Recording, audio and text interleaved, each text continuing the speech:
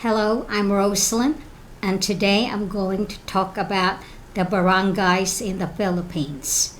So, you might wonder, what is a barangay? A barangay is the smallest administrative office in the Philippines, which comprise the cities. So, a city like Cebu City is subdivided into different barangays.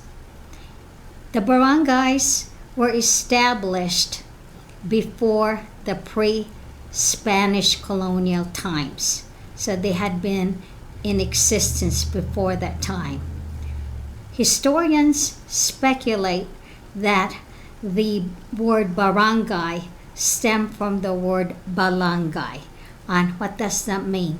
The balangay is the name of the longboat that carried Austro-Polynesian immigrants into the Philippines when they settled in seaport villages.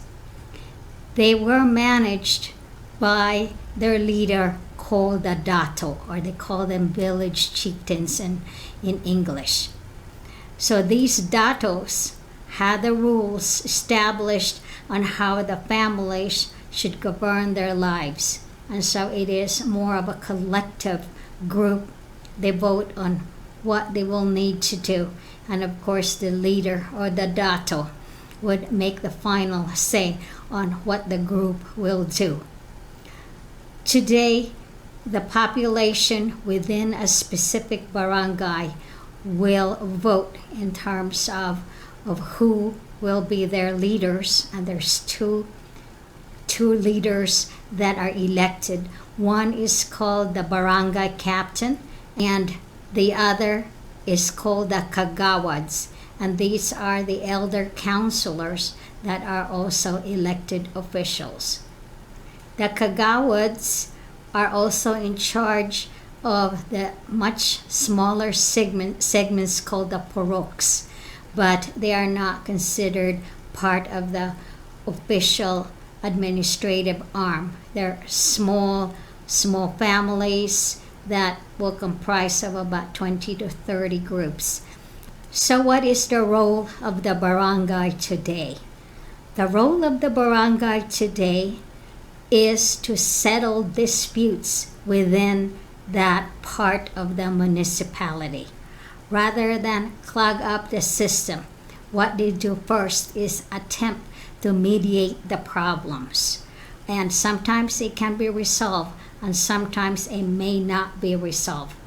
And these resolutions are in writing, so they are disputes that would be settling any disagreements outside the court system. They also deal with issuing proper identification, which is called the cedula. The cedula is a form of municipal tax and also a form of ID. So that would be issued in that office. The barangay also serves as a community center. In the Philippines, when you visit a barangay office, or called the Barangay Hall, you will also find that there may be basketball courts, there might be stages in there where local dances could be performed. So it also serves as a community center. So that is the basic function of the barangay. The barangays are funded through the internal revenue allotment of the city. So the officials are drawing salary in the barangays. The barangays don't only serve its basic functions, but it can also extend to other services. For example, in Cagayan de Oro City, in the barangay of Kamamanan, there is a birthing center for indigent women.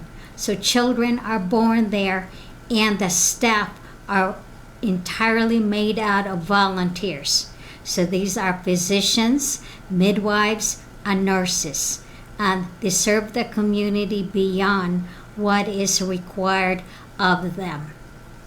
The barangay also will assist its memberships. And how would they assist? For example, if there is someone who is hospitalized and could not afford to pay for the upfront payment of the hospitalization, the barangay may elect to use some of its revenues to pay for that individual.